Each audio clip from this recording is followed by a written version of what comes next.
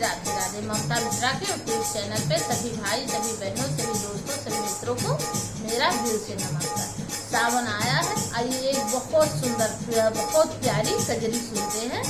अगर वीडियो अच्छा लगे तो एक प्यारा कमेंट जरूर करना और लाइक सब्सक्राइब करना और भर भर के मेरा प्यार दुलार देना खूब सारा, प्लीज। सबसे विनती है, मेरा वीडियो आगे बढ़ाइए। जय।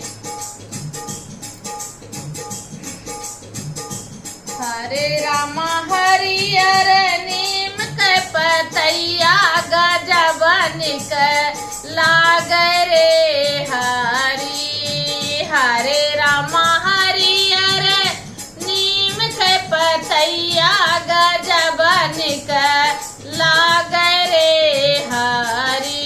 सोने की थाली मजवन परोसे, सोने की थाली मजवन परोसे रामा। हरे रामा जय मैं ननद ननदोइया, ननद जी के भैया रे हरी।